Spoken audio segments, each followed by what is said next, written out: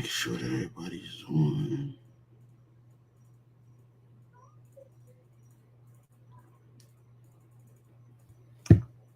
All right, shalom, shalom. We're going to start off by giving all praises, honor, and glory to Yahweh, Ba'ashem, Yahweh Shai, Ba'ashem, Rakakwadash. I want to say and give double honors to the apostles and the bishop elders of Great Millstone for teaching his word in truth and sincerity and for ruling well. Salutations to the elect, Lord willing, some of those men and women who believe and fear in the name of Yahweh, Ba'ashem, Yahweh Shai. And I'm a brother Gabar Yahweh. This is the brother Khan Allah. Khan and we, the brothers from GMS Hawaii, coming to you with another quick lesson. And this lesson is entitled Economist Says America is Done. And we want to share that video.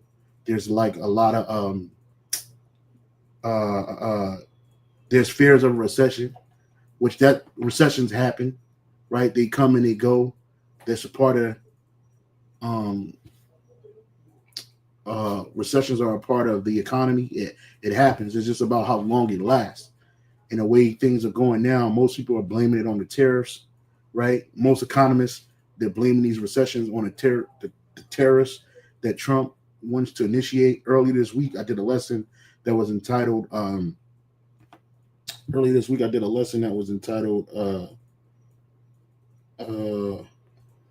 tariffs. The tariffs will affect poor people more. And the brother Kahan, he, the spirit jumped on him to title his lesson, this lesson, to go into this lesson to these same topics, showing you that the spirit of Yahweh Ba'ashem Shai is flowing between brothers and all from the apostles to the bishop elders to the brothers on down. Right? We were talking about before we open up this lesson, the vast majority of people in this country, they don't understand economics, right? A lot of people, there's a lot of knowledge out there. There's a lot of information out there. Some people are waking up and getting wise to it because it's directly affecting their daily lives. But for the vast majority of Americans who constitute the working poor, right? Because there's really not no middle class anymore, right? So it's basically people just working to pay their life, right? Whether that be your mortgage or your rent. When you get paid, you take your money to go to the store to go buy food and products, goods and services, right? You're not investing that money. Very few Americans have enough extra income to invest that money to make their money work for them versus working for their money, right? So a lot of people don't understand even how these things are going to affect people. Apostle Tahar been going in on about it for a while now, saying that tariffs are not going to affect these countries, right? They're not going to affect China. They're not going to affect the European nations, European Union. They're going to affect the average everyday person who has to go and buy goods and services, right? Those prices are going to affect them. And that's backwards. That's ass backwards. But it's only ass backwards if you don't plan on a whole system being imploded anyway. And that's what the super elite want. That's why they put this guy, Donald Trump, in office. That's why they surrounded him with those people, right? Trump is not smart enough to put this thing together. He didn't just wake up one day and say, terrorists, terrorists, terrorists, terrorists. That's how we'll fix this. No, not at all. The Super League gave him a plan, and he's following it. Hey, but without any further ado, I'll let the brother Kahan speak because he's going to go through this. You got it, brother. He'll lead the lesson. I wanted to bring out this. Well, I'll read it and then we'll put it on the screen afterwards when we play a little bit of this video. But I wanted to bring out the book of Habakkuk 2:6. It says, shall not all these take up a parable against him, and a taunting proverb against him, and saying, woe to him that increaseth that which is not his, how long? And to him that ladeth himself with thick clay. And as the brother was going into, Esau created the system on debt, and majority of the people out here, even if they call themselves entrepreneurs and having, ownership of businesses, you were put on after Esau pretty much took control of the whole industry. You see, the elite of the Edomites, they control natural resources, they control trading routes, they control pretty much governments, because they own pretty much everything, man. And they let you in in the game, but guess what? You under thick debt, and this whole system was created on debt. So eventually it has to collapse. It just can't perpetually keep on going forever, and this is what we're seeing Esau, bringing an end to that, to this economic system, via multiple ways, not just the tariffs. We spoke in camp last week about, them bringing in the whole digitalization of the economy. All of that is small stepstones or stepping stones to what? To that beast system, man, that he wants to ultimately bring the whole world under. But these are part of the plans that Esau has to what? To bring all the people to that one beast system, man. This is not countries versus countries. No, Esau at the top has everything on lockdown. He just has to play it out, and as I was mentioning to you, brother, before we opened up the lesson, it's crazy how it takes hundreds of minds to kind of figure out the pieces of the puzzle, and actually explain to people, like, look, this is what's really happening, which you're gonna see in that video that you have, brother, that older man speaking on how America hit its peak a couple years ago. uh, People don't understand, and they can't wrap their head around how the system works, man. And this is part of the whole plan. Esau created this system on that, to what? To eventually trap everybody. He lets you enjoy the freedom of being an entrepreneur, or having so-called ownership of business and all these things. But in reality, you don't own nothing. Once Esau, brings this down, he's gonna give you one or two options. Either you're with the new system or you're against it. You know. You had something on your screen. I can't really see too well. Uh, yeah, Okay, that's that's that Habakkuk 2:6. Yeah, I'll read it again real quick. So it says Habakkuk 2:6. It says, "Shall not all these take up a parable against him, and a taunting all. Well, you can proverb?" start. You can start at 4. Okay, Verse God. 4. Um, Habakkuk chapter 2 and verse 4. It says, "Behold, his soul which is lifted up is not right up in him, but the Yeah, just shall live by faith."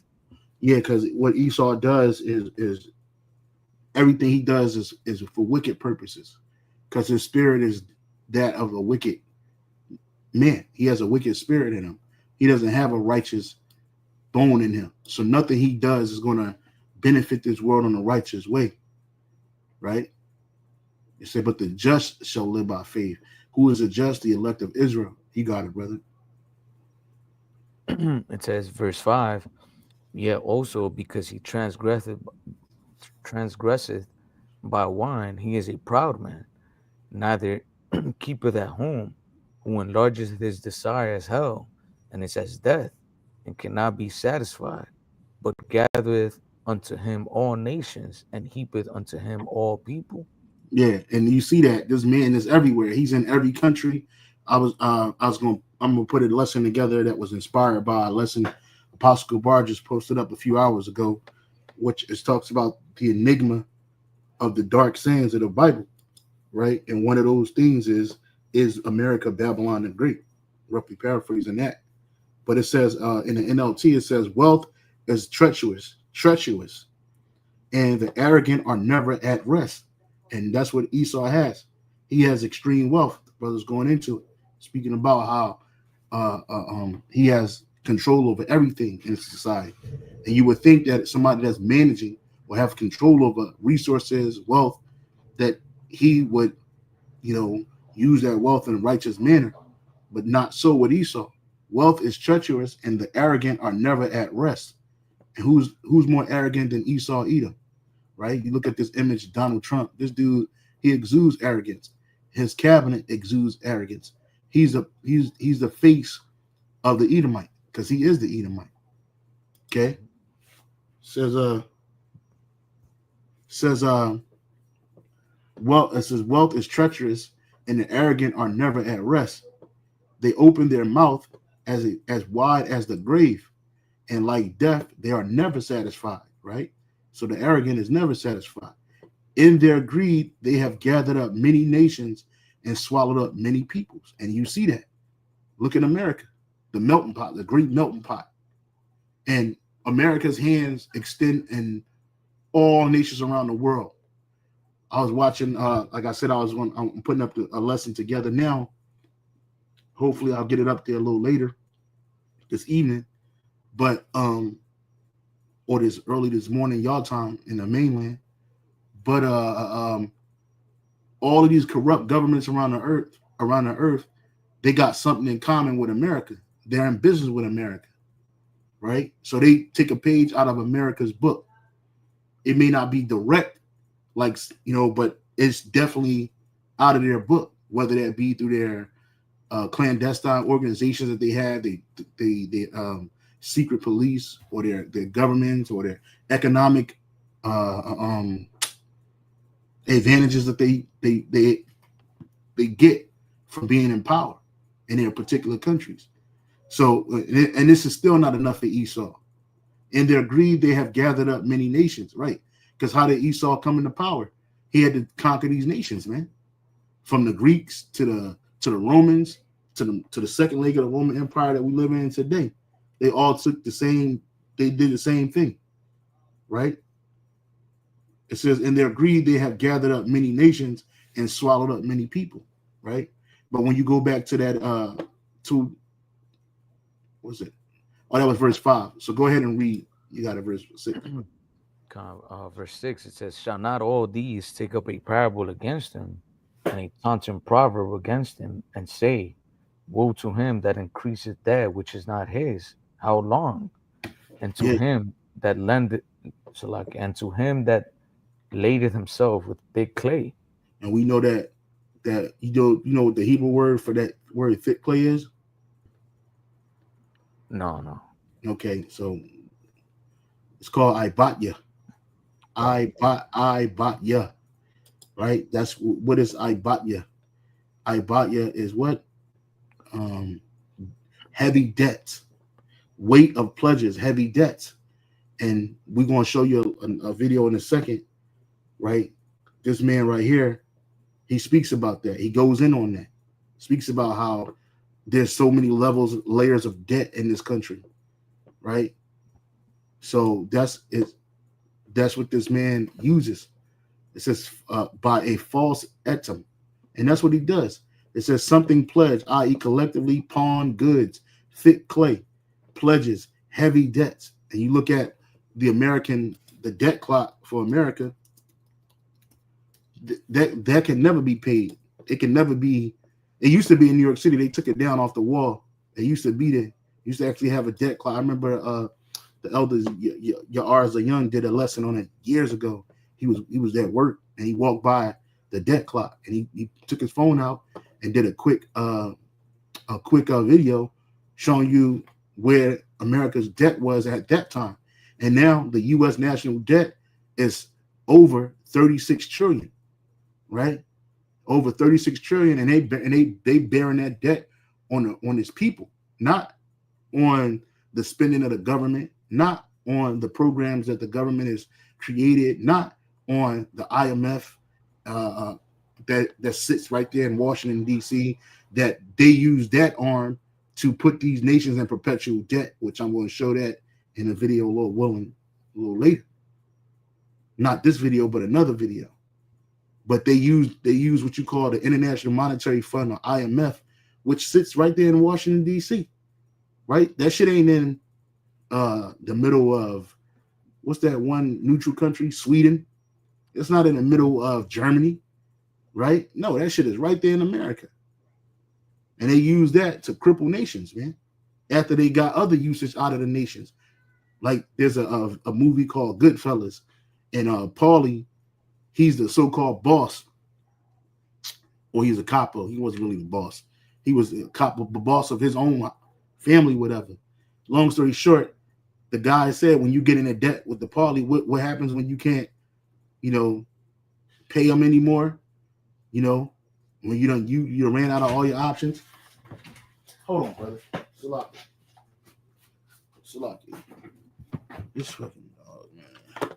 Hold on, brother. Just bear with me.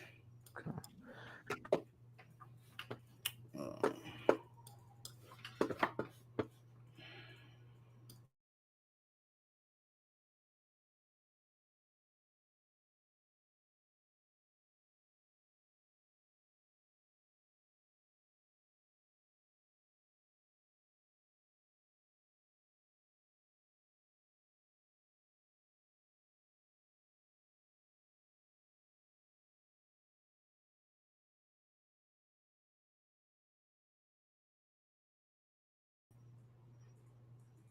can you see me, brother, and hear me? Yeah, yeah, I can see you on here. Come on. I just want to. So bear with me, brothers.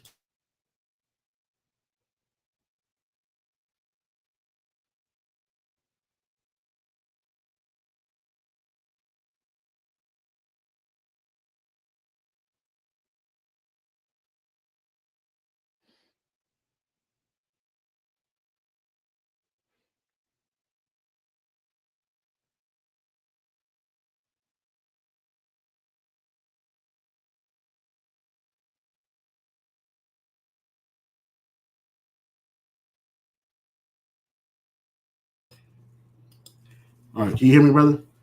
Con. Come on. So again, he say in that movie, he said, it said, what happens when you can't pay it anymore, and the insurance doesn't come out? Now you gotta, now you owe him, and they basically now you in his pocket now.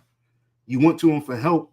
You thought that he was going to deliver you, but he ended up putting you in greater debt, and ultimately, he'll take your business from you, man. Con. And that's what happens. You got it, brother. Even in the scriptures, it tells us that the borrower is I a got that. servant Hold to on, the brother. lender, roughly paraphrasing. Y'all got the preacher. Give me a second. Oh, okay, con. But yeah, Esau made sure that that he put all countries in crippling debt, so that what? So that eventually he could be like, well, you guys can't pay me back, so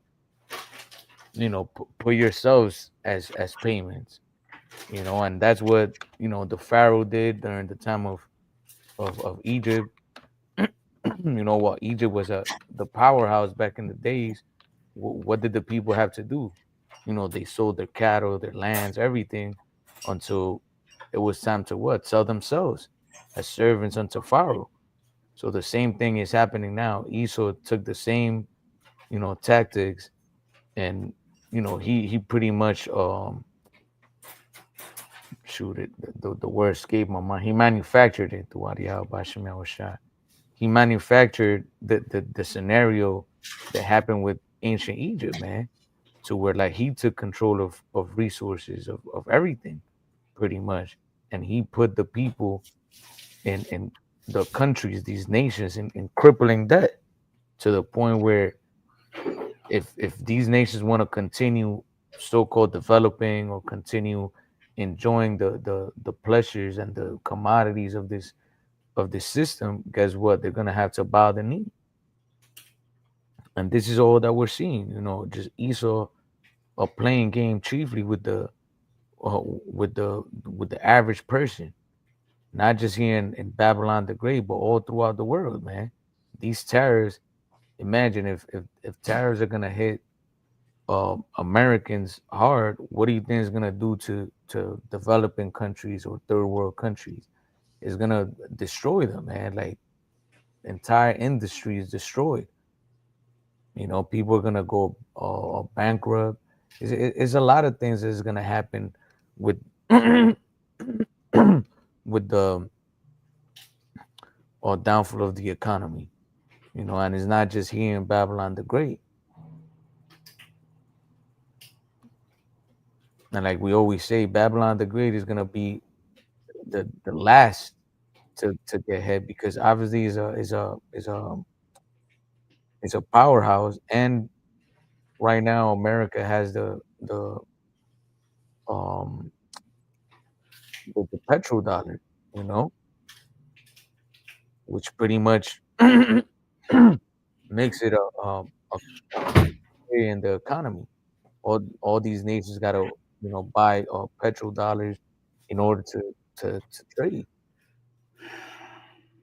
That's right.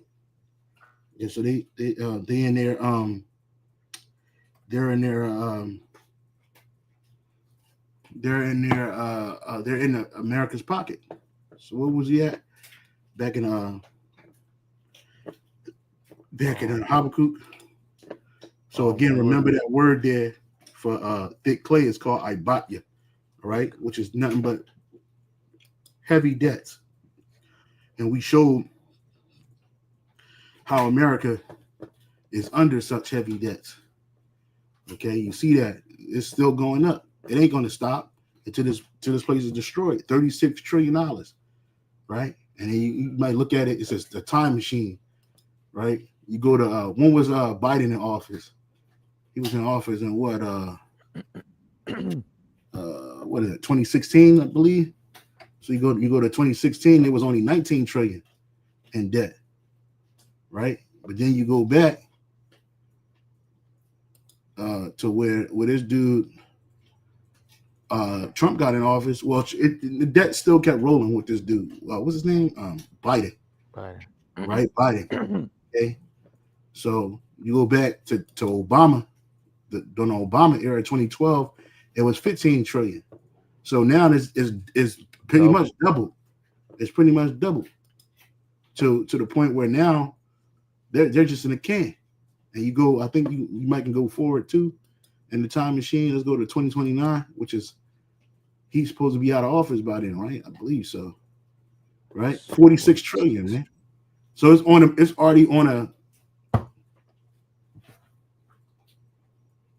it's already on a it's already on a road to 46 trillion by 2029. Right? So yeah, it's the world we I, live in. I wrote in Chat GPT.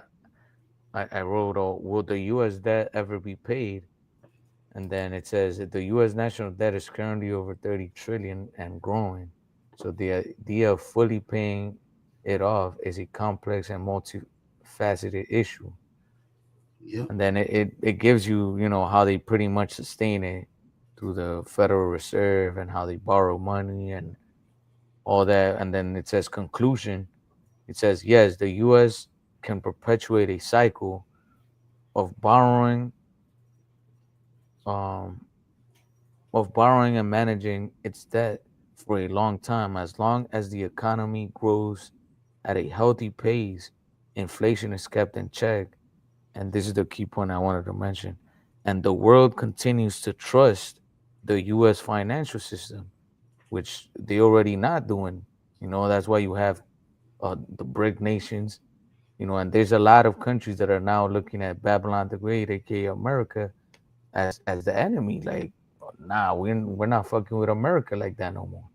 You Yep. know, so Yep. that shows you where this country is going, man.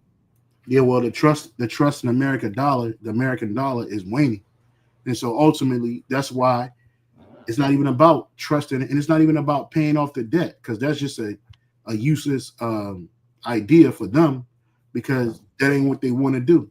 If no one ever asks who the debt is owed to, it is not China, right? Oh, China has all this debt, and China has this and China has that, which I had looked up that question too.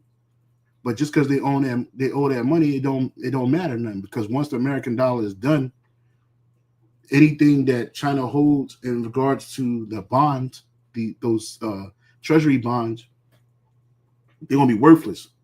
Yeah. And when America's because there's going to be an economic collapse in America. Not only is there going to be an economic collapse, there's also going to be a nuclear judgment on America. So both of these things are going to happen simultaneously, right? It's not going to be like just one going to happen and the other not. No, they both going to happen. So these countries that fell for the scheme, that jumped in the bed with this whore via her debt system, her so-called democracy, they're going to be asked out because they ain't going to be who they going to pay. Who's going to pick up that tab? Nobody, because America's going to be destroyed, right? But this is all about imploding it. On the left hand side, the super elite think that they're going to basically do a self-implosion and then change it to this digital monetary system through what you call CBDCs, central bank digital currencies, which they're going to initiate and institute via the chip, the mark of the beast. But that's going to fail too, because ultimately America's going to be destroyed, and Yahweh Shah's coming back. That's right. Okay. Yeah. So I'm gonna just play a little bit of this, video, and then we'll jump into some scriptures. Experts are sounding the alarm of the potential impacts of the global trade war and new warnings about a potential recession amid the trade war with China. Consumer sentiment plummeting to one of the lowest levels on record amid a fierce trade war. Retailers are warning of empty shelves with the 145% tariff on nearly all Chinese imports in place. We're a few weeks away from starting to see the early effects of what will happen in the transportation of goods. The crisis we're facing can't be overstated. Nearly every U.S. industry depends on Chinese imports, and that flow is now grinding to a halt.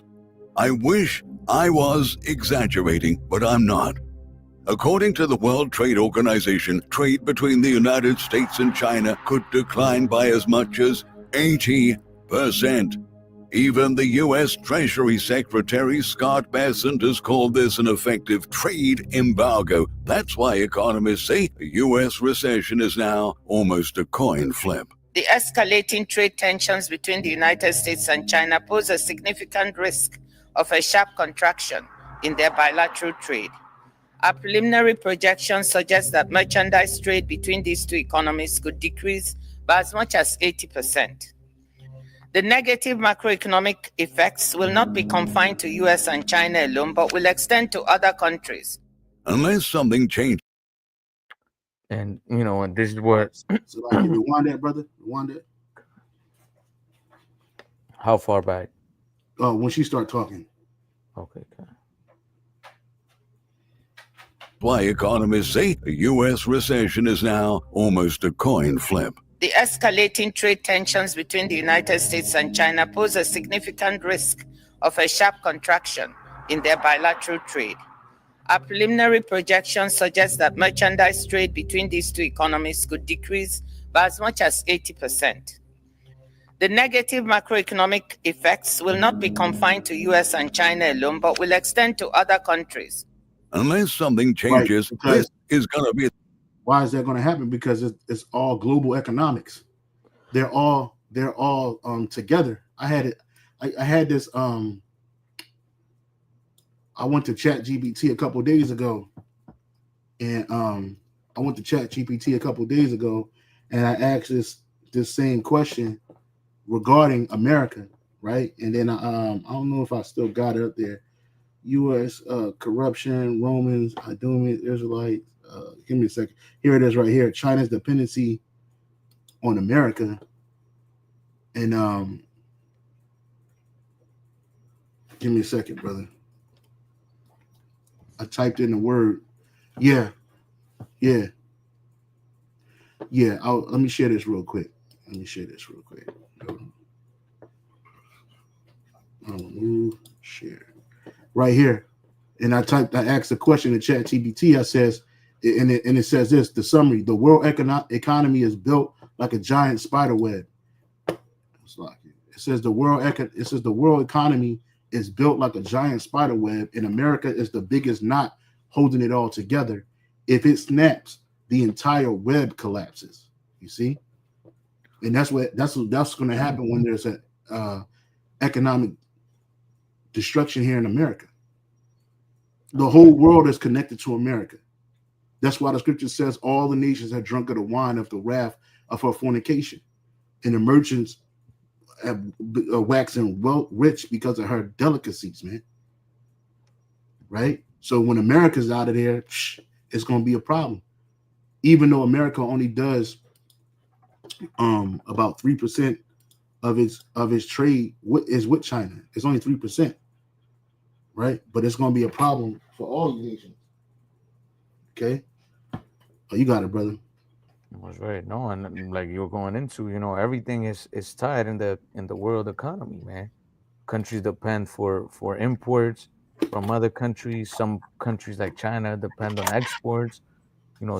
China's is not a consuming nation like America, but it's a what, a nation that uh, that creates that word just escaped my mind. Is a exporting nation, Yeah, and they depend on the American consumers to what, to bring in that money so that they could sell those items. The same thing goes for all these other countries. They depending chiefly on America to buy their goods in order for them to what, to make that money. So once the American populace is being affected by whether it's tariffs, whether it's you know actual war, all these other nations are gonna be affected, man. Um, real quick, this is from CNBC. It says Trump oh, they, terrorists. they can't see it, brother. Oh, God, it's like Hey, give me the shoot the link in the private chat. okay, God.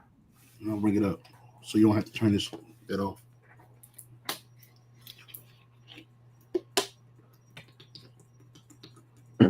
Yeah, and then you have the the so-called middle class here in America. Those are the people that are consuming goods from these other countries. They're the ones buying clothes from China, from Vietnam, from Mexico, buying cars, all of these things. Obviously the poor are not buying those. I mean, they're buying it to an extent, but in majority of or higher ticketed items or buying in higher quantities is who, the middle class American, the business owners, the working class. Those are the people that are consuming. So when Trump puts tariffs on these other countries, guess what? They're gonna have to pay for it. So if they don't want to purchase it, then these other countries get affected. You see? So everything is tied together in this economy, man. Um, so this is from CNBC. It says Trump's tariffs on China will soon bring irreversible damage to many American businesses. And as we were going into, especially amongst small businesses. I mean, I'm not gonna read through the whole thing, but I read through most of it, and it's telling us that what that a lot of businesses are holding their shipments. They're canceling shipments. A lot of them are being put on hold, meaning what? That people are not gonna get the products that they need, whether they be luxuries, whether it be things that they need. You know, you have a lot of e-commerce going on now. A lot of people selling, healthcare things, toilet paper, or things that people use on their everyday lives. Those things are being put on a hold. There was talks this past month in April about what hospitals closing because of the high cost of medicine um, that's coming from China, and is being affected by what, by these tariffs, man. And you have a lot of Americans depending on prescriptions. I was gonna say subscriptions, but prescriptions, whether it be, you got diabetes or high blood pressure. You got a bunch of people on meds for psychological problems, so all these things are going to bring what, more and more issues. And when there's a lack of resources, people are going to start what, rising up. And that brings us to what, to the book of Second Esdras, where it tells us that what, that there's gonna be sedition amongst men. You see, let me get into these comment boards on the video we were just playing, just to show you an example of what people are thinking about. Some people say, oh, this is what all the Trump supporters voted for.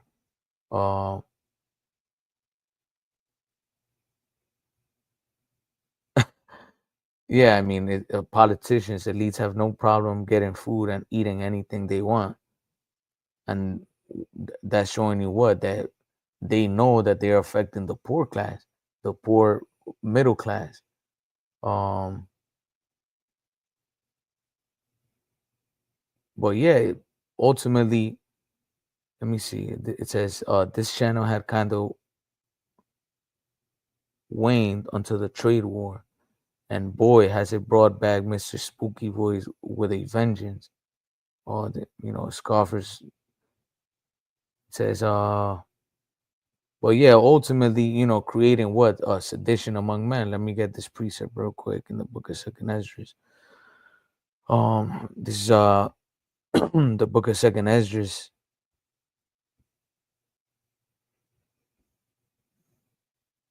Chapter 16. Well, I'll start at verse 17.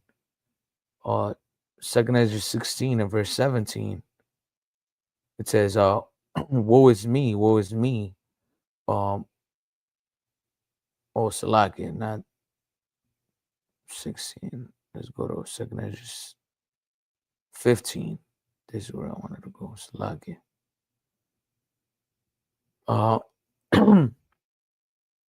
Second Esdras 15 and verse 14.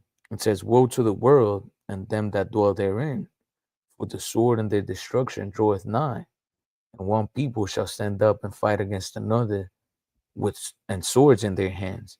And as we're going into, you have all these things happen simultaneously. Trade wars. You have ESO trying to switch everything to the digital system. There's a rent/housing crisis happening. With the whole interest rates, people can't buy homes no more. They could barely rent. All of these things are happening simultaneously, and it's gonna cause the people to rise up, man, against their kings. And as we're going into, it's gonna get worse and worse because of lack of resources, because of hikes on prices. So what are people gonna resort to? Violence. That's what it says. For the sword and the destruction draweth nigh, and one people shall stand up and fight against another, and swords in their hands. For there shall be sedition amongst men, and invading one another. They shall not regard their kings nor princes, and the course of their actions shall stand in their power.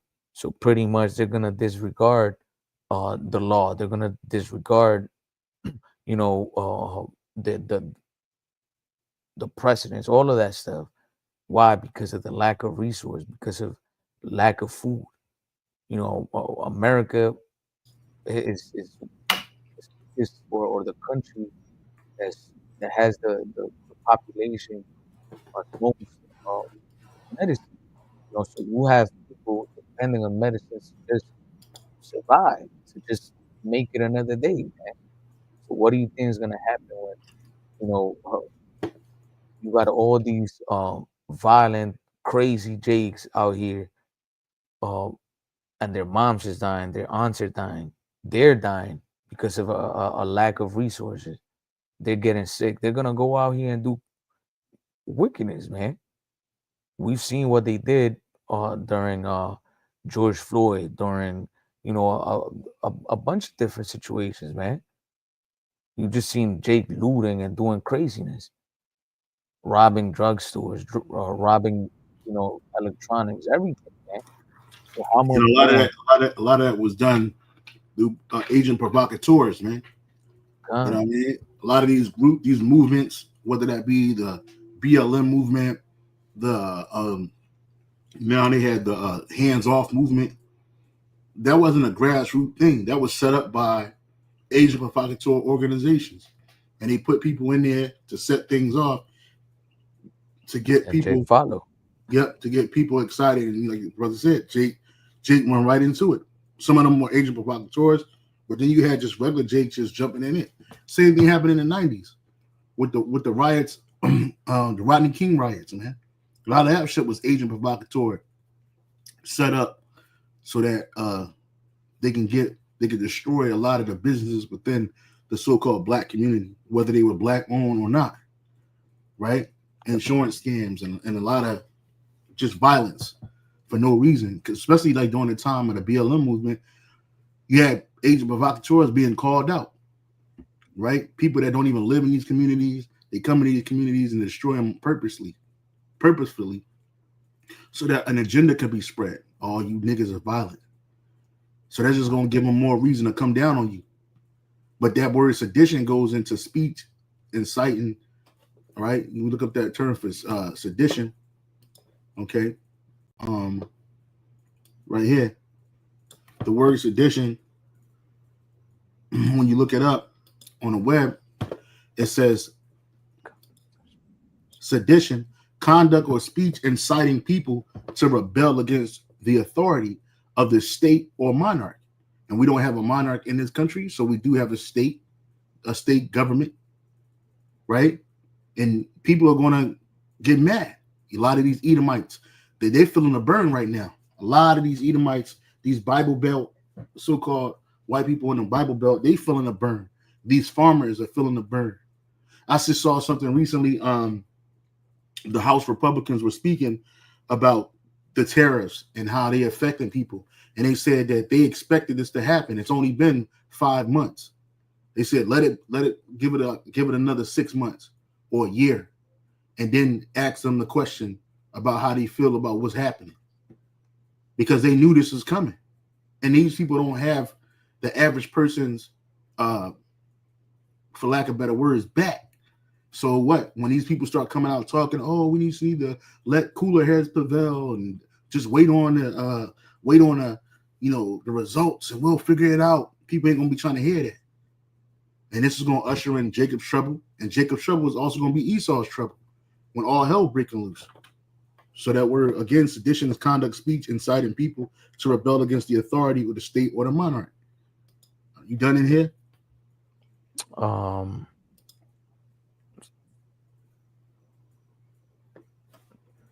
Well, let me read 16 again. It says, for there shall be sedition among men. 2 Ezra 15 and 16. It says, for there shall be sedition among men and invading one another. They shall not regard their kings nor princes, and the course of their actions shall stand in their power. Verse 17, it says, a man shall desire to go into a city and shall not be able. And we saw this, examples of this during the vid, but eventually it's going to happen. Why? Because people are going against the establishment, so Esau's going to have to pass legislation to control the people, man. Martial law. Yep. Martial law is going to be instituted. That's right. Not only just this country, but worldwide is going to be martial law. I wish I could just share this. Matter of fact, I can. So I looked this up. So since we're talking about the economy, right? So I asked, in a scenario where America is destroyed, how would it affect China? And hold on. Yeah. So it says, how would it affect China? It says, heavy question, but a very interesting one. Let's break it down carefully. If America were destroyed, economically collapsed, politically shattered, or even physically gone, it will devastate China too. Here's why. Collapse of China's export economy. China's economy is export driven. A huge chunk of its factories and workers make products for American consumers. If America vanishes, China instantly loses one of its biggest customers, causing mass factory closures, unemployment, and deep economic depression. And this is not even talking about the nuclear attack. This is basically talking about the economy, right? Yeah. China holds over $800 billion in U.S. Treasury bonds. If America is gone, those bonds become worthless overnight. So it's not about China owning America's debt. Like people, the average citizen in America who talks about money and the economy and how it affects people, the first thing they talk about, man, well, you go to TikTok, China owns so much of America's debt, most of America's debt. We in debt to China. You're not in debt to China. China's in debt to America. America's in debt to the super elite, just like China is in debt to the super elite, right? It says, so those bonds, any of those treasury bonds that China holds, if America's economy collapse, let's say the dollar just totally loses its power, which it won't, because it's interconnected with multiple countries, and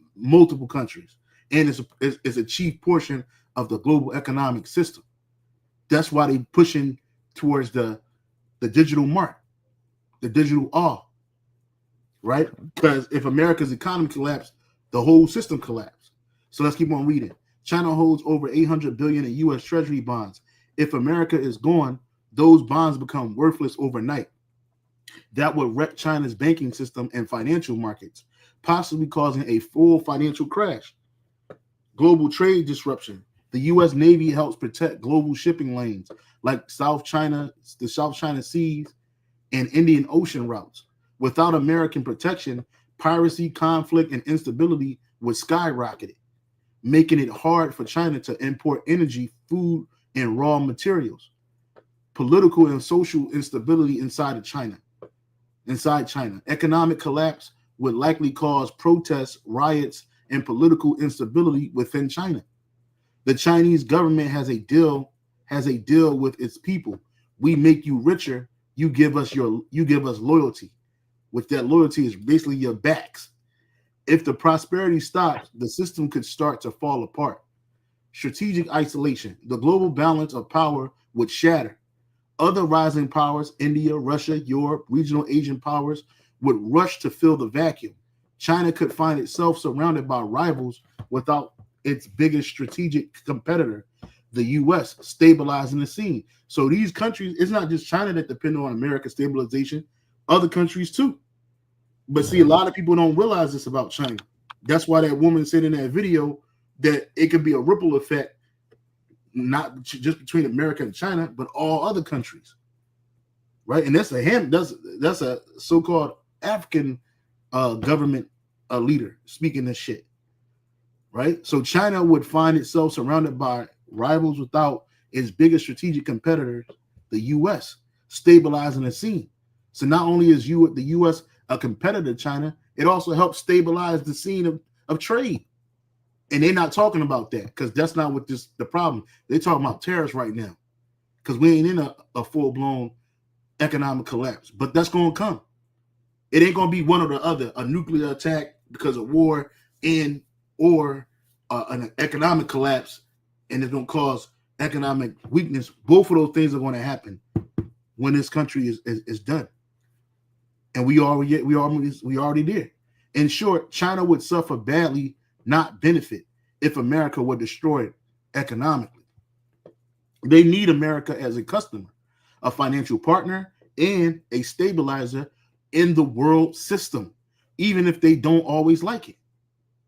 Right? It says, would you want me to also sketch out a version where China tries to survive and adapt after America falls? It's a wild scenario. So I asked a question, if America is destroyed, how would global markets be affected? If America were destroyed, global markets would absolutely melt down, like worse than the Great Depression, worse than 2008, just total chaos. Here's what would happen step by step. Stock markets worldwide would crash. The New York Stock Exchange, the NASDAQ, and are the two of the biggest financial markets on earth. Without the U.S., global investors would panic. You go to Revelation 18. It tells you this. It tells you that what the merchants, they were going to cry because no one's going to buy their goods anymore. But then you got Nate talking about embargoes. No, nigga, it's talking about economic collapse when America is destroyed, physical and economically. Right? It says without the U.S., global investors would panic, yanking money out of stocks everywhere. Europe, Asia, Africa, Latin America. We'd see stock prices fall 80 to 90% or more in some places. Banking systems would freeze. U.S. dollars are the world's reserve currency. Banks, companies, and governments all around the world hold trillions in dollars. In the U.S., if the U.S. collapse, the dollar, they say if it collapsed, we ain't even said if it's destroyed. If it collapsed economically, the dollar value would evaporate. Banks would know who owes. I'm sorry, banks wouldn't know who owes what to whom. Lending would stop. Credit would freeze. Businesses couldn't operate. Global trade would stop. The U.S. is the anchor for global trade deals and shipping security. Without the U.S. Navy keeping the ocean safe, shipping insurance would skyrocket or become unavailable. Cargo ships carrying food, oil, electronics, everything would sit idle or be pirated. Massive energy crisis. Oil is priced in dollars, petrodollars. No America equals no dollar equals total confusion in oil markets. Countries would fight to lock down oil supplies, leading to wars and supply shock. Gas prices could spike 10 times or more. Political chaos. Without America acting as a global stabilizer, lots of regional wars would break out. Nations that depend on U.S. defense protection, like South Korea, Japan, much of Europe, might arm themselves fast, even with nuclear weapons. Global recession turning into a depression. Unemployment would soar everywhere. Mass migration could happen. Governments could collapse under economic pressure. Basically, you see worldwide Great Depression 2.0, but probably even worse because how globally connected we are now. In summary, the world economy is built like a giant spider web, and America is the biggest knot holding it all together. If it snaps, the entire world collapses. You see? Right. Would you want me to draw a quick timeline of how fast things would fall apart, like day one, week one, month one? It's kind of crazy to think about it. And then look what it put up. It's this emoji, fire and a clock, because that's what's coming. It's ticking. And then I said yes, and then it goes into, the shock wave and all that other stuff. And then I asked the question, what about if America is destroyed by nuclear destruction? What would happen to the world global markets? Whoa, that's even worse than economic collapse alone. If America were destroyed by nuclear weapons, the global markets wouldn't crash. The global markets wouldn't just crash. The entire modern global system could collapse within hours, days. Here's a breakdown of what would happen. And then it goes into that, right? So we were reading was about an economic collapse. We didn't even talk about what's going to happen when the nuclear missiles hit this place, which both of these things are going to happen. Okay? You got something, brother? Kind of real quick, in the same book of Habakkuk 2 and verse 2, it says, "And the Lord answered me and said, write the vision and make it plain upon tables, that he may run that readeth it. For the vision is yet for an appointed time, but at the end it shall speak and not lie. Though it tarry, wait for it, because it will surely come, it will not tarry." And as we're going into, man, we approaching that time where prophecy is gonna unfold right in front of our eyes, and we can see it happening. We living in a time where not just these economic problems are happening, because they've happened before, but we're seeing simultaneously the introduction of the B system, man, of the MOTB, which is part of end time prophecy. So it's not just a coincidence that these things are happening simultaneously, man. So we're living in that time where these end time prophecies are gonna come to pass, and this is what we're warning our people about, man. Yeah, and it's not about Salakia, brother. It's not about if these things are going to happen. It's about when. When, right? Because both of these things are going to happen, right? It seems like a slow burn in the beginning, but eventually things are going to start picking up. They're already picking up. You got it, brother. That's right. It's time to divest from the world and invest in Yahweh Shem Yahushai, man, because Nothing that you have on this side can save you from the trouble that's coming, man. You know, or you see Jake nowadays, invest in this and do that and invest in this. You're gonna create generational wealth and get out of the rat race and all this bullshit. Nah, man, none of those things are gonna help, because ultimately the destruction of Babylon the Great is coming, and the only one that can deliver you out of it is the one who's bringing the trouble, which is the Most High. And his son. That's Yahweh right. Shai. Yahweh Shemel Shai. That's right. Right. That's right. That was it on that? Yeah, kind. All right, so I go to this video real quick. Y'all just bear with me, brothers. This is your screen. You was done with this video, brother? Yeah. I just wanted to get the starting portion of it because it's a pretty long video, but that's good. All right, give me a second.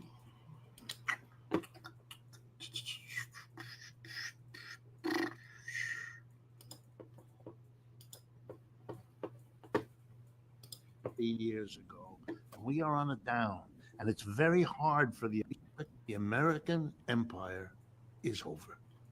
We're done. We peaked about 12, 15 years ago, and we are on a down, and it's very hard for the American people, which I understand. I am one. It's hard to get your head around that. We've had a century of on the way up, which is a lot more fun than on the way down. Yeah, so a lot of you see that he said we had a lot fun on our way up, but now they're going down. And he says U.S. economically has lost to BRICS, which it hasn't lost to the BRICS, right? That's just something they gotta show, because BRICS depend on America, just like America depend on these BRIC nations. What does BRIC stands for? Brazil, Russia, India, China, and South Africa. It says tariffs and BYD accelerate this. We know that BYD is a car manufacturing company in China, and they manufacture cheap, affordable electric vehicles. And now you got these tariffs. They're saying that there's going to accelerate that, along with China's cheap ability to create these affordable electric vehicles. But it's not. This is not the reason why America is falling and about to fall even harder as it is destroyed. It's happening because it's time for that. Real quick, hey brother, get the precept and shucks. I just had it in the tip of my.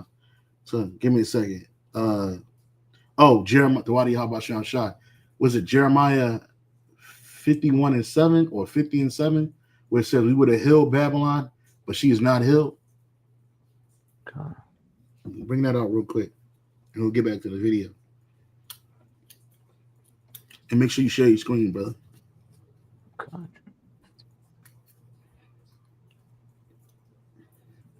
This is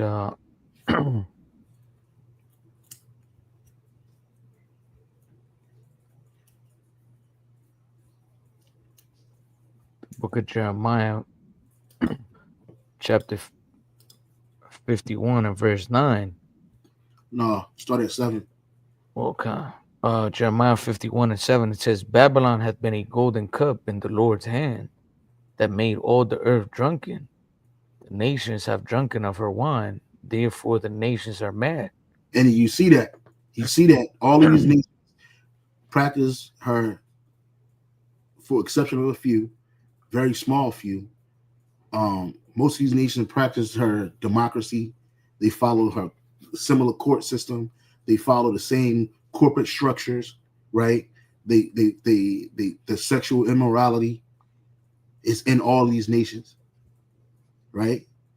So this cup that the world drunk was that cup of her abominations that we just listed off. It's just a few of them, right? Because most of these nations pattern themselves after America. And if they don't pattern themselves after America, they have jumped in bed with America. Economically, socially, spiritually, all of that shit. Read it again, brother. Yeah, one way or another, they help push America's agenda, man. Yep. Or Edomite agenda. Yep. Jeremiah 51:7, it says, Babylon hath been a golden cup in the Lord's hand, that made all the earth drunken. The nations have drunken of her wine, therefore the nations are mad. Yep. Verse 8, Babylon is suddenly fallen and destroyed. Howl for her. And this Take is bomb. Salakia. This is a common theme. This is a common theme throughout the scriptures. This is not talking about ancient Babylon. This is talking about America, which is Babylon the Great, the daughter of Babylon. Because ancient Babylon, it still exists. I've been there. It's in Iraq, right? It's just a fucking dust bowl. It ain't nothing major. Ain't no life team in there. People ain't rushing over there to get there and to do business with the so-called modern country of Iraq today. This talking about America, right? That's right. Read it again. Jeremiah 51 and verse 8 says, Babylon is suddenly fallen and destroyed. Howl for her. Take balm for her pain. If so be she may be healed. So America is not going to be healed. It's not going to be no let's make America great again. Ain't going to be no we're going to bring America back into a golden age. That golden age is over. The golden age, one of you brothers on a comment board, this is a question for y'all. See if y'all been listening and learning over time. What was the decade of America's golden age? It's a specific decade, right? Y'all brothers should know what this decade is. One of you brothers, you got the Google. You ain't got to guess it. You can look it up. American golden. Just type in what decade was America's golden age on a comment board. Go ahead and keep reading, brother. Verse 9. It says, we would have healed Babylon, but she is not healed. Forsake her, and let us go every one into his own country. For her judgment reacheth unto heaven, and is lifted up even to the skies. Right. So, and that's what's happening. The Lord is judging this place. It don't happen overnight. It don't happen in one fell swoop. It's over time. And America's been falling since 1969. Right. This is it right here. The 1950s was America's golden age. This was America's golden age, the 1950s. Right. A beautiful. But when it was a golden age for, who was it a golden age for in America? Was it a golden age for all so-called Americans? Or was it for a certain particular group? Type up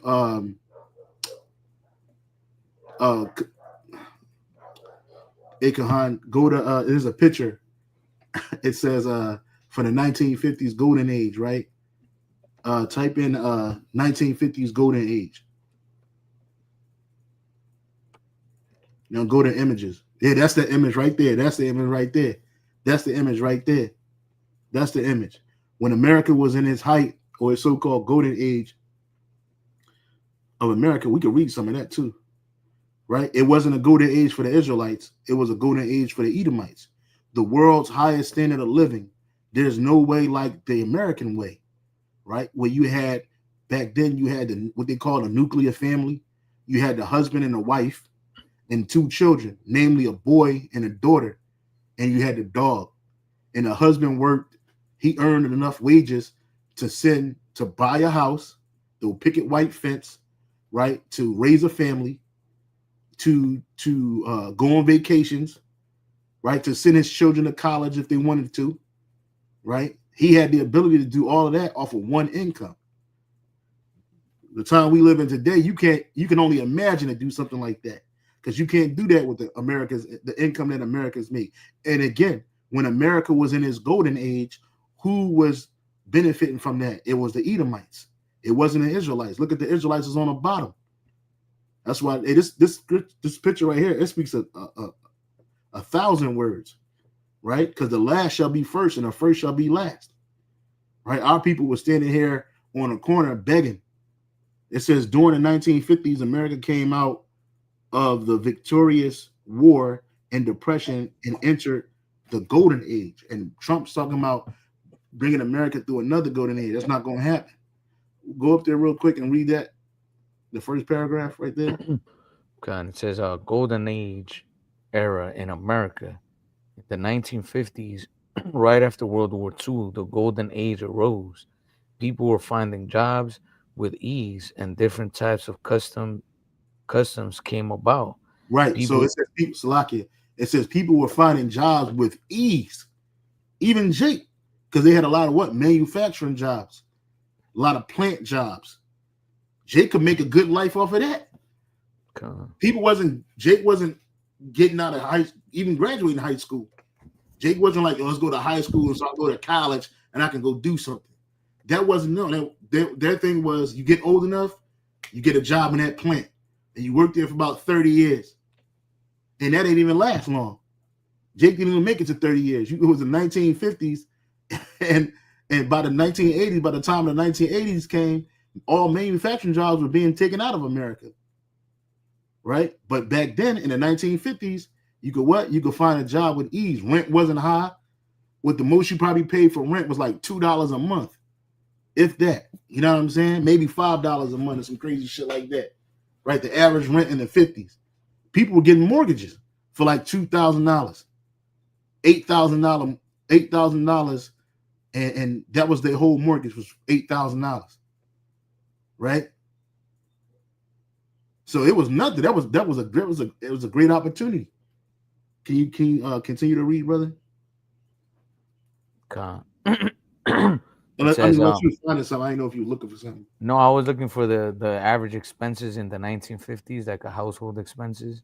What'd you find? Oh, it says in the 1950s, the average. Share the screen, man. Share it with the screen. Okay. In the 1950s, the average household income was around $3,300. This income was enough to cover expenses for for housing, food, transportation, and other needs. For example, a house could cost about $7,354. A new car around $1,510. A gallon of gas about 27 cents. Yeah, so that imagine if life was like that, everybody be here. This would be the place to be. And in the 1950s, this is what it was. That was the golden era. And these people weren't concerned about what was happening in politics. They weren't concerned about what was happening globally. They were living their life. They were living their best life.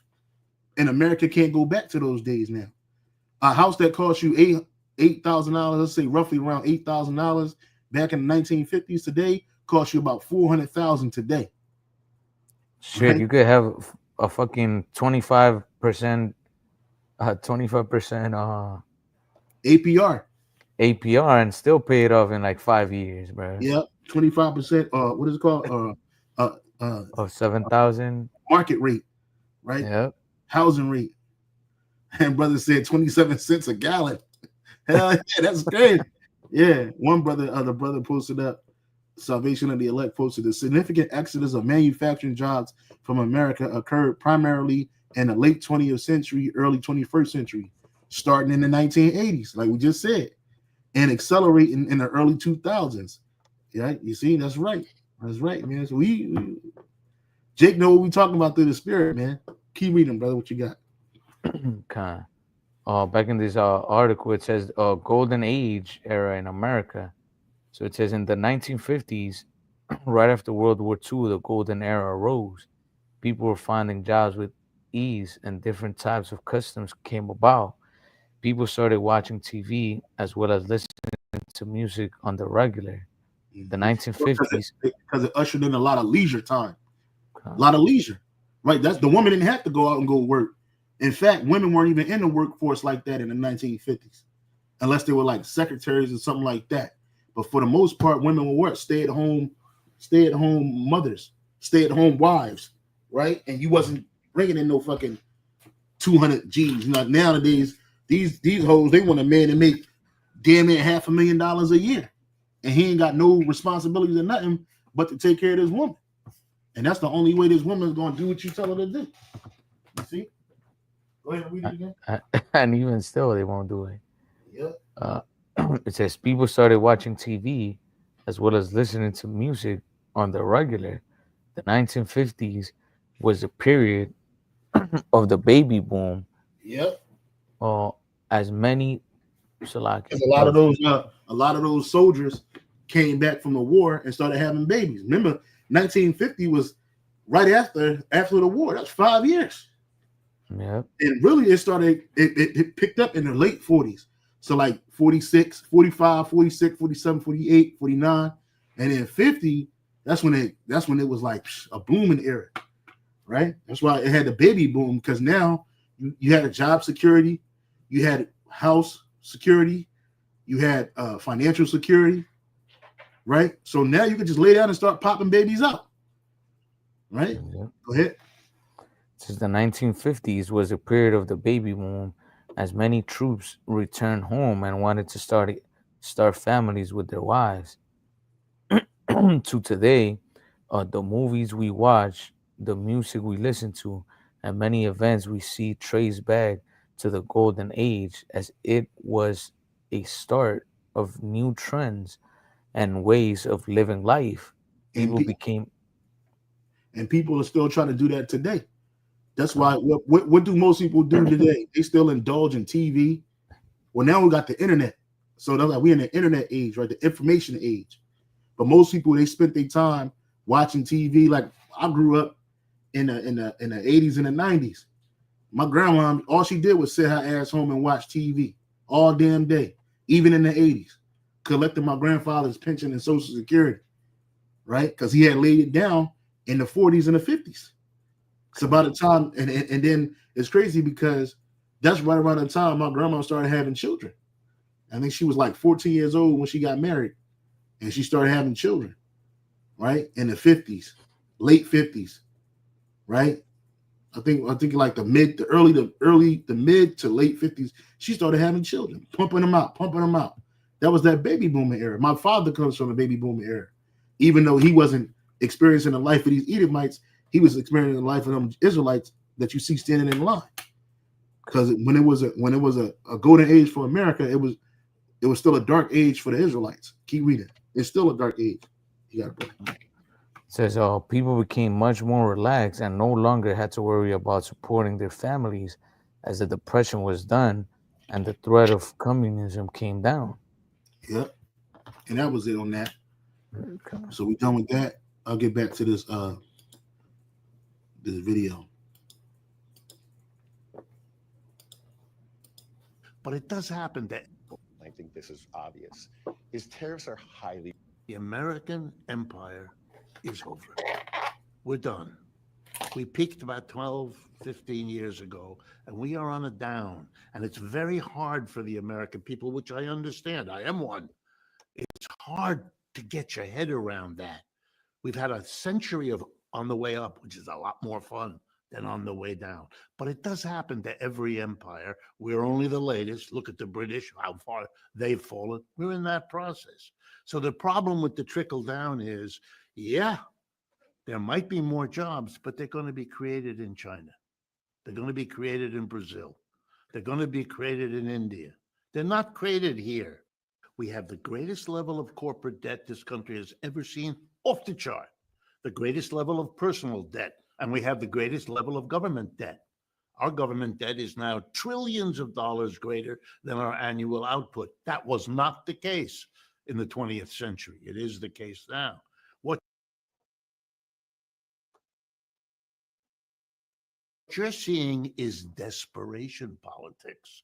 The whole Trump phenomena ought to say to you, wait a minute, these jerky moves that are out of whack, right? In recent days, we have seen the decision of the Trump administration to kiss the war in Ukraine goodbye. We're not doing that no more because we can't afford it. We can't keep funding a war, which, by the way, the West is losing, as anybody who pays attention knows.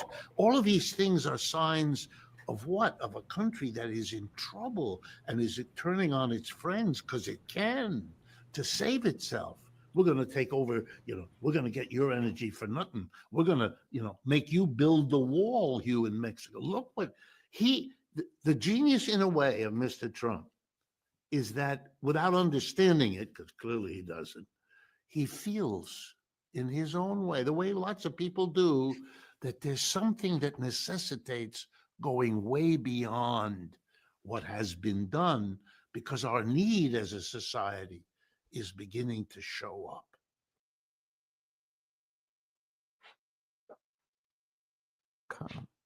It says that he even tells his enemies that they're going to build the wall. They're going to do what he says do. Right? Get this precept real quick, brother. Psalms 10 and 5. Baba Gashai. Psalms 10 and 5. Psalms 10 and verse 5, it says, his ways are always grievous. Thy judgments are far above out of his sight. As for all his enemies, he puffeth at them. Start at the top. This Psalms 10 and 1. It says, why standest thou afar off, O Lord Yahweh, by Hashem Yahushai? Why hidest thou thyself in times of trouble? The wicked in his pride doth persecute the poor. And we in that time. We in that time where Esau is really going to persecute the poor. Who's the poor? The Israelites. We are. This is not a lament for the other nations. This is a lament for us, the Israelites, particularly the elect. This is the wicked in his pride. He doth persecute the poor. Go ahead. Let them be taken in the devices that they have imagined. Right. That Jacob's trouble is a portion of that. Right. The MOTP is a portion of that. These different devices that they got to destroy Jake, that's portions of it. You know what I'm saying? David acts like, yo, let them devices, let them fall into them devices that they imagine against us. Go ahead. For the wicked boasteth of his heart's desire, and blessed the covetous, whom Yahweh by Hashem Yahushai abhorreth. And that's what Esau is. He's a covetous man. He's the most covetous man on the planet Earth. And he boasts of what he's going to do. Oh, we're going to go to Mars. We're going to bring usher in a new golden age for America, which that's really occultic language anyway. When he said that we're going to do this, we're going to make these countries pay. They've been ripping us off. We're going to do this. We're going to live forever. We're going to start a new world order, right? That's governed by a digital a chip that everybody's going to get it. Right, he boasted of those things, man. Right, those is his heart's desire, to have the whole world in complete slavery via an economic system. You'll have nothing but be happy, right? Read that verse 3 in the NLT and the AMP.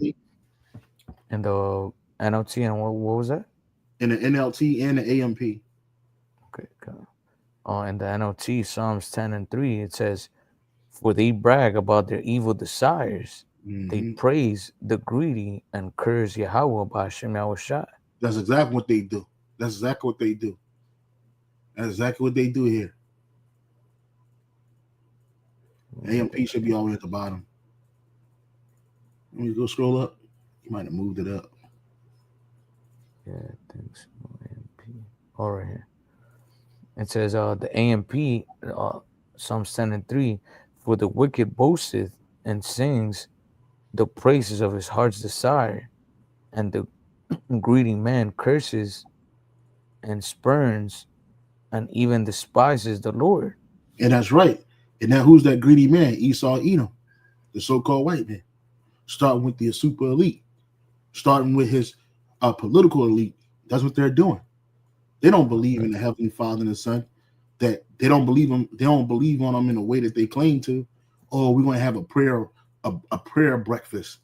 Well, who you praying to? Because you ain't praying to Yahweh Shah.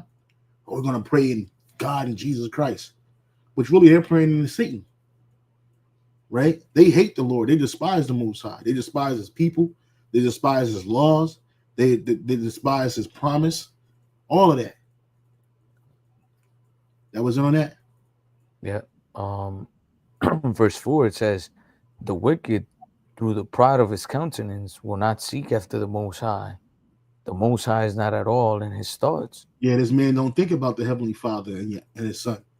They don't think about the consequences of their actions in the sight of Yahweh Shem Yahushai. They don't care about oppressing his people. Right?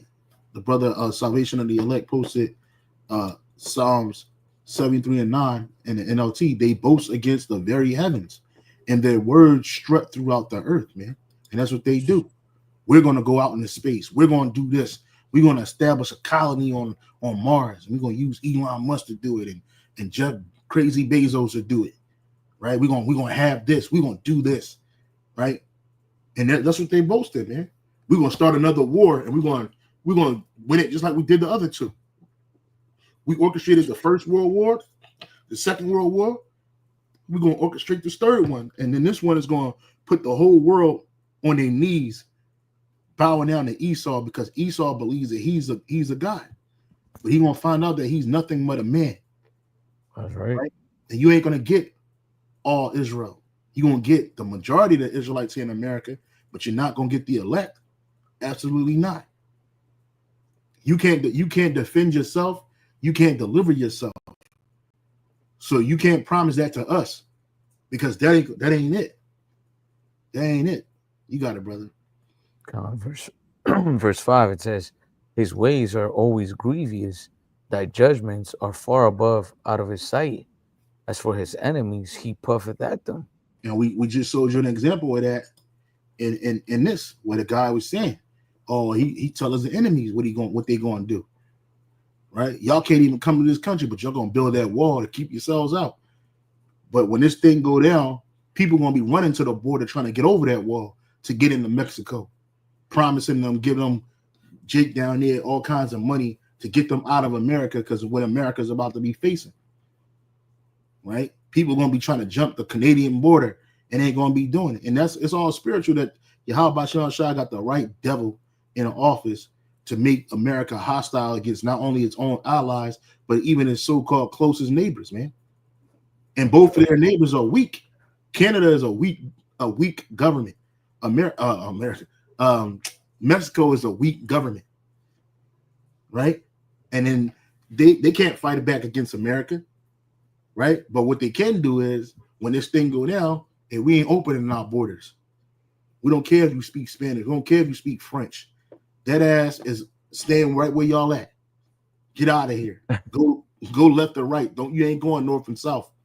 Go to the Pacific. Go to the Atlantic. Right? The brother Yahweh posted Wisdom of Solomon 2 and 5. For our time is a very shadow that passeth away, and after our end there is no returning. Yeah, this is about the unbelieving. For it is fast sealed, so that no man cometh again. Come on, therefore, let us enjoy. And that's the mindset of the people in America, particularly 2/3 of Jake. Right? They think that you only live once. That's the title, that YOLO shit. You only live once, and we could just do what you want to do, because you ain't never gonna have an opportunity to live like this again. Which is true. You're not gonna live like this again, but you will live again. You know what I'm saying? And ultimately it's gonna lead to your destruction. Right? 2nd Ezra 15:17. A man shall this. Oh, yeah, we already read that. That's not it. So that was it on that, brother. God, well, verse 6 is good too. It says, Psalm 7:6, it says, he hath said in his heart, I shall not be moved, for I shall never be in adversity. And that's what Esau thinks. Who's going to come up against him? They're orchestrating the whole thing. They got all the governments in their hand and pocket. So that who's going to stop them? Well, Yahweh Bashem Shai is going to stop you. Right? Right.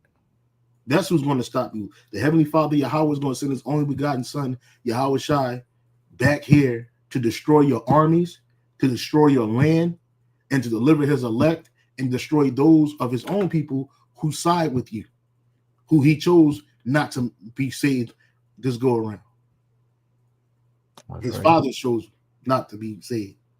His father, Yahweh, said he only wanted his elect. He don't want all Israel out here. That's why you don't see all Israel out here. You got Jake out here fighting a losing battle, coming up against the truth, coming up against the Heavenly Father, Yahweh Bashem Shai, and his men with their idea of what they think salvation is and who it's for. Oh, you guys are in a cult. You're in a cult. You niggas don't even know what the word cult mean. Ask a nigga to spell cult, and he nigga COAT, cult, nigga, cult, nigga, CULT. And what does it mean? That means it means worship. That's all that word means. But these niggas don't understand it.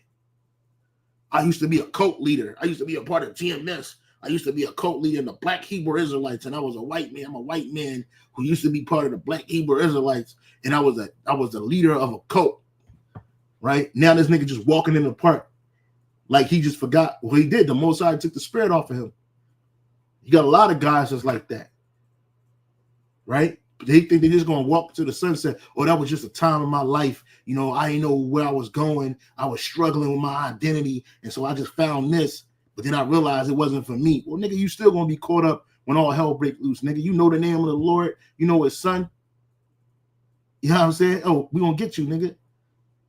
You got one that can see. Because what's gonna happen is all them fallout niggas, what they're gonna notice is that everything that they were preaching when they did have the spirit on them is coming to light. And now they're gonna be like, shit, they got a mark on their head. And it ain't for exemption, it's for condemnation. Oh shit, I got an arrow on my back, right? Because nigga, you know, right? You thought you could leave the body and just do what you wanted to do. I'm a coexister on my own, right? I'm a do my own thing. I'm moving on. Them type of niggas. Well, we moving on, but nigga, you can't get it. So what are you moving on to? You assed out here. You ain't gonna be covered. That was it, brother. Like the scriptures say, they have gone backwards and now forward. Yeah, that's right. That was it, brother. God, yeah, I mean, yeah, that's pretty much it. Read 7. Read 7 and 8. Yeah, God. Yeah, verse 7, it says, his mouth is full of cursing and deceit and fraud, and that his tongue is mischief and vanity. And that's America. Look at that in the AMP and the NLT. That's exactly what that is. Esau does that all the time. All he do is curse the Heavenly Father. He's full of lies and deceit and fraud, right? His whole system is a fraudulent system. It is not a righteous system. Go ahead, brother. In the NLT, it says their mouths are full of cursing, lies, and threats. The trouble and evil are on the tips of their tongues. Yep. That's right. And like we were going into, Esau, chiefly through Babylon the Great, they threaten these other countries, and they're proud. In the AMP, it says his mouth is full of curses and deceit, fraud, and oppression. Under his tongue is mischief and wickedness, injustice and sin. Yep. Perfect. And this is what we see. It's injustice and sin. He's a man of sin. He's the man of sin. I had saved a video. I didn't do a video on it yet. You had a tranny in a fucking Catholic church dancing being praised, man. You had a tranny. You had another video, a Jake tranny in a HMO getting ready to go to church. And the nigga he's in a dress. He dancing like the black woman and shit in church, talking about we getting ready to get dressed, go praise, right? Come on, man. That's Esau. And that's what he allows in this world, man. A lot of these Christians, and that's what I'm saying. I had the elder Ashiar from North Carolina did a live lesson yesterday speaking about them Jakes that come against the men of the Lord and this truth, right? And I was like, I called in and I posed a question: what other option is there? What these people that come up against the so-called Black Hebrew Israelite, which you're not black, we're Hebrew Israelites, or these Jakes that come up against the Israelites and whatnot. What is the other option? To go back to that? You want me to go back to a place where a bunch of trainees and homosexuals are raging in a damn church, calling somebody named Jesus Christ? Right? Sitting there giving my fucking money up and looking like a fool? Absolutely not. They have no other option. There's no other option except, oh, y'all need to leave those camps. Y'all need to leave those. Niggas want you to leave the order because they're against order. Nigga wants you to leave the rules because they like breaking the rules. Right? But if you don't have order, you have disorder. And that's what you have in this world. Okay? A bunch of disorder. Okay? His mouth is full of curses and deceit, fraud, and oppression. That's all you have out there. Outside of this truth, all you have is Straight up oppression, bro. You got niggas screaming and crying that they going to the NFL to play for the white man. Run, nigga, run. While he look at your Johnson and watch you jump up and down to see how high you can run, how fast you can run. And with a promise of giving you millions of dollars, well, he gonna get that out you anyway. He gonna fraud you out of that anyway. If it ain't taxes, some crazy demonic bitch, or the incentive rule. Oh, you ain't catching enough footballs this year, so you can't get that $500,000 bonus. Well, you gonna fuck it up anyway, you know. But you ain't gonna get it. We gonna keep that. You see, then you out the league within a year, bouncing from team to team like hoe to hoe. Plantation to plantation.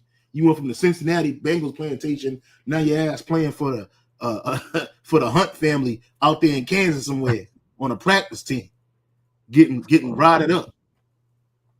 So his mouth is full of curses and deceit, fraud and oppression. Under his tongue is mischief and wickedness, injustice and sin. That's all that's in this world.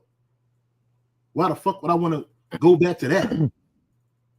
After making it out of that through the spirit and power of Yahweh Shai, why the fuck would I want to go back to that? You got it, brother. For real, bro. Oh, I found a quick precept too in the book of Job. Oh, Salakia. 10 and verse 21. It says, "Before I go, whence I shall not return, or even to the land of darkness and the shadow of death, a land of darkness as darkness itself, and as the shadow of death without any order, and where the light is as darkness." And yeah, man, you know, when we departed from Yahweh Hashem Yahushai, all these captivities were nothing but darkness, but especially here in Babylon the Great, man, this has just been a place of great confusion, of darkness, you know, especially for our people, man. You know, the whole world is going through it, Salakia.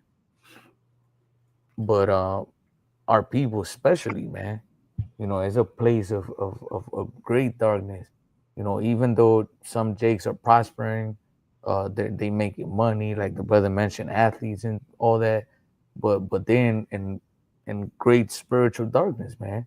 You know, they gotta sell out, they gotta do all sorts of abominations just to so-called make it in this society, man. That's worse than death, bro. If you ask me, fuck that. I don't want no fucking Edomite telling me to bend over to enjoy a few pleasures of life. Fuck that, bro. That shit ain't worth it. It ain't worth it at all. God.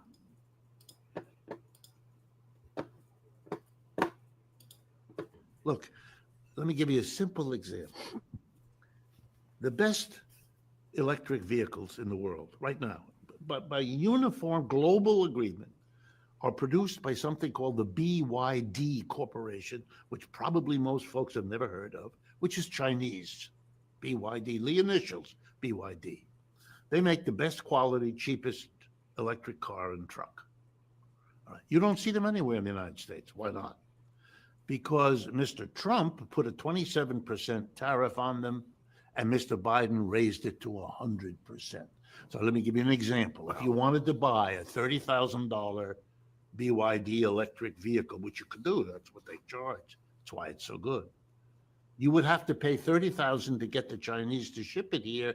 Then you'd have to give another $30,000, 100% tariff to Uncle Sam, or in this case, Uncle Don, in the way of a tariff. So it would cost you $60,000, which you're not going to do because you can get a less good Tesla or GM or Ford or anybody else at $40,000 to $50,000, which is less than you'd have to pay. But here's the problem. I was going to say, because right now this sounds like a good plan to a lot of people. Trump has said, "I'm going to do this not just to China, you know, although he's going to double existing tariffs to China, obviously, right, but Mexico, Canada, everybody. If we intensify the tariffs, the scenario you just painted will happen, and people will be forced to buy U.S. stuff, right? Which then it creates U.S. jobs, which again stimulates the economy." All right, let me be the economist. Okay, that's good for the Tesla company, which I'm sure is purely coincidental, and GM and Ford and the others. Good, and they'll maybe be able to hold on to some jobs. Good, but now let's follow the bouncing ball. That's my job as an economist. Yeah.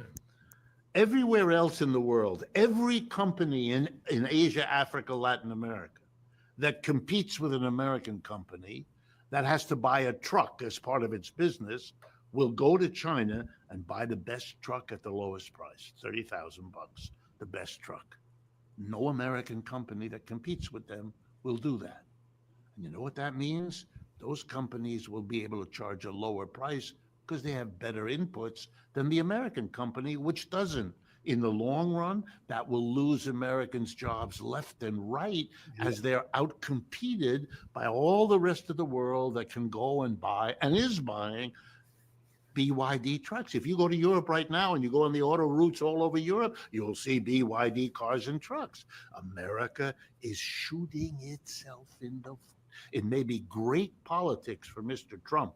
I'm helping the auto companies and the workers. He'll go to Michigan and give us, yeah, but what you're doing is diminishing the capability of the United States to hold on at a time when its footprint in the world is shrinking. Yeah, it is. So it's basically self-harm. It's self-harm. That's all this man is doing. And it didn't start with Trump. He keep talking about Biden this, Biden that. They all was in on it. Trump did it when he first got into office in what 2017, and made it 27% tariff on their ass. And then Biden got in there and said, fuck that, make it 100%. So he can make sure that none of them Chinese vehicles will be in America. This is the reason why Trump pulled back on the electric vehicle initiative, right? They want to enrich some of their cronies, but they don't want to enrich the other nations, right? America was built on greed and will die by greed. No, America was built on violence and is going to die by violence. That's what it says in the scriptures. Thus by violence shall that city be thrown down. Trump is helping accelerate the decline of America, and that's on purpose. That is on purpose. BYD cars just landed in South Africa. Yep, you see? We destroyed the country with racism and hatred. No, you destroyed the country with... It's a nigga that said that. A nigga named Kelly that said that. We destroyed. We. You sound like a slave, a house nigga, man. We sick, man. We sick. We didn't do none of this shit, right? We were the victims of that. Racism and hatred. Here in Brazil, we see BYD cars everywhere more and more. Exactly. And you're going to continue to see it. Right. America was built on slavery and profit off of the enslavement of humans, no, of Israelites.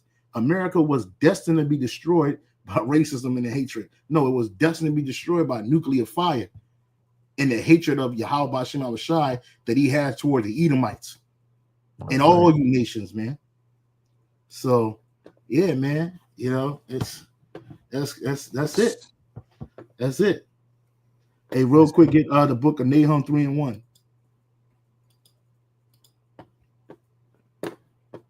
Man, this is a great lesson. The water, brother. The water, Yahweh Shai.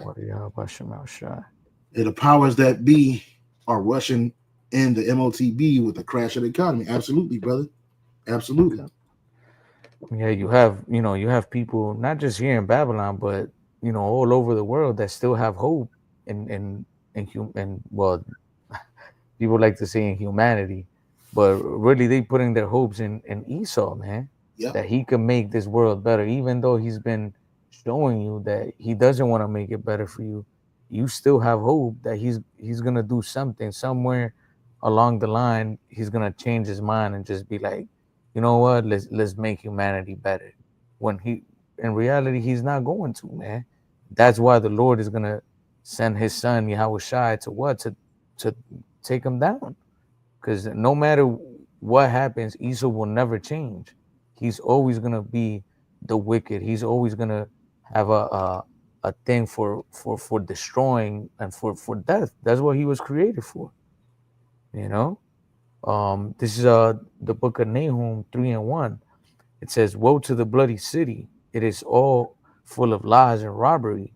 The prey departeth not.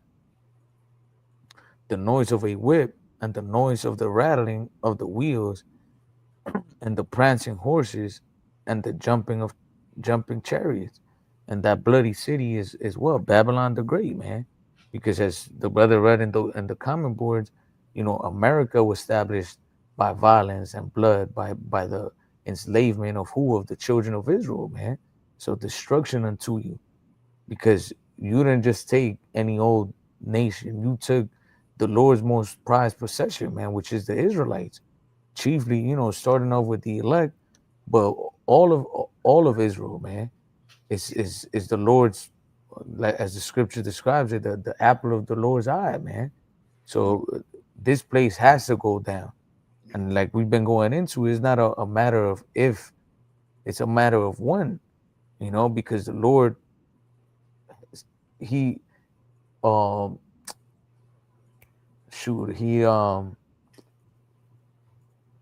it, the word escaped my mind. Predestinated?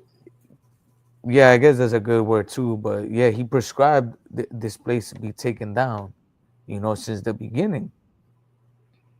So it's going to happen no matter what the world believes, no matter what economists, what plan they come up with, these politicians. This place is not going to go further than what the Lord intended it to go. As the book of Job tells us that he has put bounds that they cannot pass. That's right. So ultimately, we're waiting for the day of Esau's kingdom to be taken down, man. That's right. You got anything else, brother? No, that was pretty much it. They close us out. So, hey, with that, Aki, I'm just, we hope that the lesson was edifying. Again, all praises, honor, and glory going to Yahweh, by Hashem Yahushua, by Hashem Kakadash. Double honors to the apostles and the elders of Great Mosul, and peace salutation to all you Akim out there pushing and defending his gospel throughout the four corners of the earth, as well as to the believers anyhow, by Hashem Yahushua, the men as well as the women, the hopeful elect. Hey, shalom. Till next time. Hey, shalom.